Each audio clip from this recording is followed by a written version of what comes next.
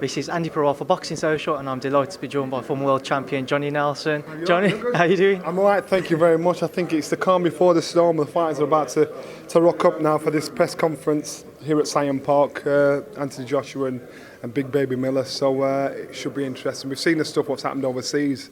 We'll see how Miller is here in the UK. You're having a little hobble about today, Johnny. You got some crutches with you. I couldn't let it go without bringing it up. What have you done? No, these guys, they just tried to rush me, and I had like 15 of them. I took them out, man. Big powerhouse kick, bam, took one of them out. I just hurt my knee a little bit, so I'm on crutches for a couple of days. If that's what they've done to you, I'd hate to see what you've done to them. Yeah, it's just how I am, man. I'm a karate king, that's all, karate king. Like you mentioned, Johnny, we're obviously down here today for the British tour of Johnny Nelson, of Anthony Joshua versus Jerome Miller. We saw what went on over in the States. Was you surprised by any of the things that were brought up and the way that maybe Anthony bit a little more than what we've seen before? No, listen, there's a fight. There's certain lines you don't cross, and Anthony's conducted himself correctly in front of the cameras when it comes to his opponent, showing them respect.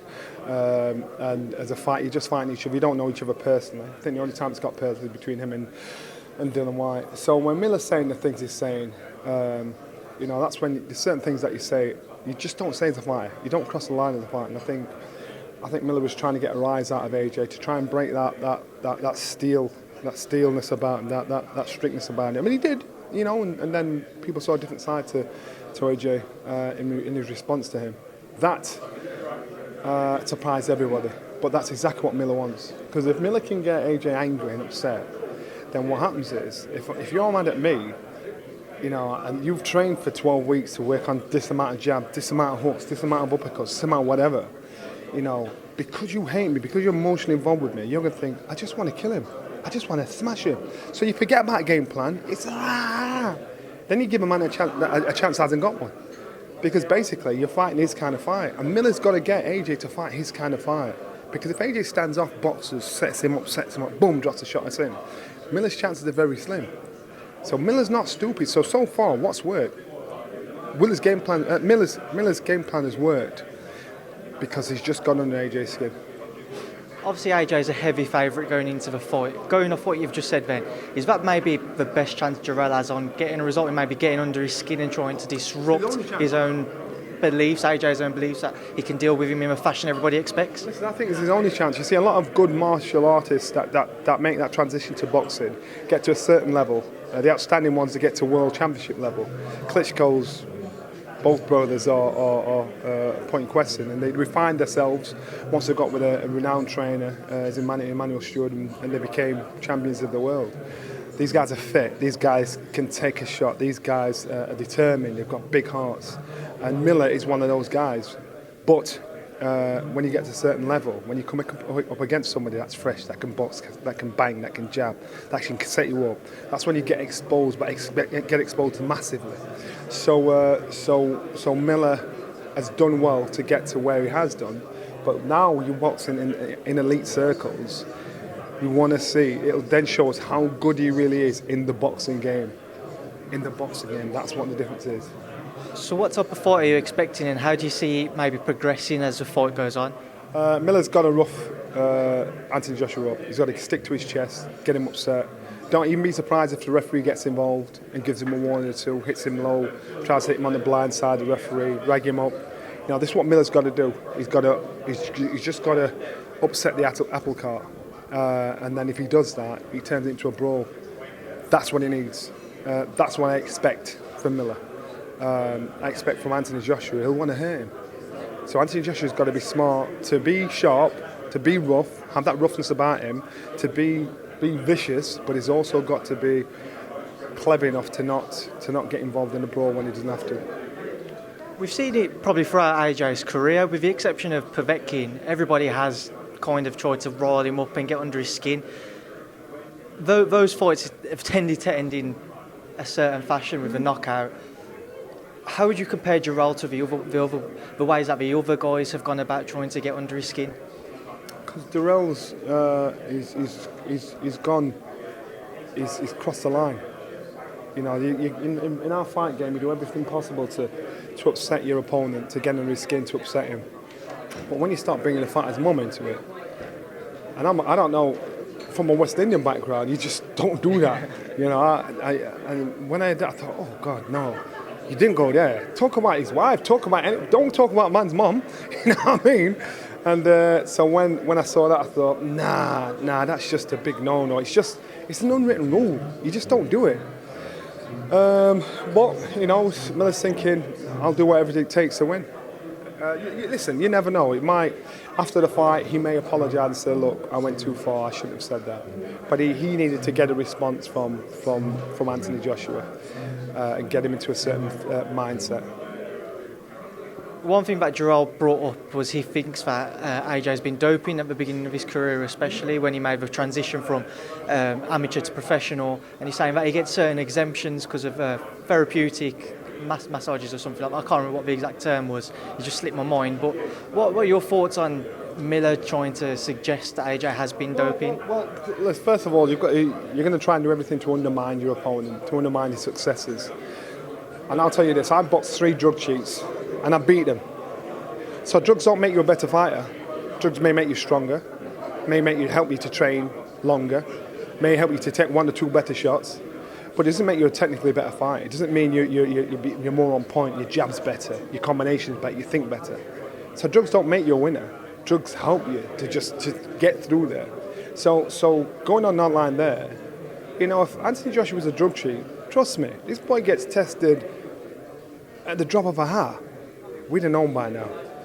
You know, so saying these things, you know, if I was AJ, I wouldn't care what he said. I'm thinking, yeah, all right, good. If you think I'm on gear, and I'm doing what I'm doing, you're actually complimenting me. You know, and that's how I'd look at it. Another thing which I wanted to bring up was the fact that last week Tyson Fury announced he's going to be fighting on ESPN Plus and he's signed a deal with Top Rank. Obviously with AJ with DAZN and Sky and Matchroom, and then Deontay Wilder with PBC and Showtime. The politics of boxing, do you think that's going to stop either of those 3 fighting again? Not at all. It brings more money into our game. There's more opportunity for fighters to earn more money. There's more opportunity for the fans to see these fights. I spoke to Tyson Fury and he said, doing this deal, he hopes it makes it easier to make the rematch with Wilder. He hopes he makes it easier to get the big fights out there because he's got money behind him to get the fighters in the ring. So it's good competition. As an ex-fighter, what a great time to be fighting. You know, I wish I was fighting now. The amount of money you'd earn. As a fan, what a great time to love the sport of boxing. Competition is good, it's almost on every channel, front and back pages of the newspapers. What a great time to be involved. So to me, I think everybody's a winner, especially the Brits. Look at what we're doing, look at the kind of dough Brits are earning in boxing, where it was the Americans that used to pull all the dough in now. Now the Brits are pulling the brass. I am proud to be a British boxing fan and an ex-British fighter. In AJ's circumstance, obviously with Deontay Wilder, Tyson Fury fighting at the back end of last year, how much more pressure has that gone and put on Anthony Joshua to face one of Deontay Wilder or Tyson Fury in the second half of this year? None at all, because Anthony Joshua, he's the one with all the belts.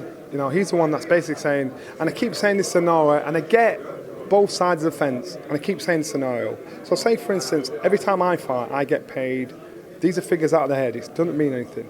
I get paid 20 million quid each fight. You get paid 5 million quid each fight. And then you come to me and say, right, me and you fight each other, I want a 50-50 split. I'll be saying, really? How'd you figure that out? You know, you get what you don't worry about what I'm earning. You know, you get what you're earning, I get what I'm. So I get where AJ's coming from. And I get where the fighters that are fighting come from. They want to earn as much as possible. But you've got to look at AJ's done everything they expect of him. Beat fighters, he beat fighters and come through the ranks and done what he's done. And he's getting his worth. He's negotiating the best deal for him. Now, so I do not blame him whatsoever. He's getting his best deal. And so for the others to try and put pressure on him, say, all right, boys, you can do your thing. Carry on in whatever you earn. And I'll do my thing. And then whatever I earn. If you want me, you know who I am. You know what's on the table. So I do not knock him whatsoever. When there was talks of a Dillian Whyte fight being made with AJ, Eddie said that he feels Dillian should just take the deal because if he wins, he's got the opportunity to become a unified world champion and then he can call the shots. Just going off what you've said, Ben, about AJ being the main guy and being able to choose what he earns and being, like I say, the main guy, Is there any consideration maybe he should take a lesser cut or offer a better percentage to Deontay Wilder to make that fight, maybe to unify the division? Yeah. No, not at all. You know, at the end of the day, you know, Wilder, Dillian Whyte, they know what they're worth. They know what they want. Depends on how much they want it.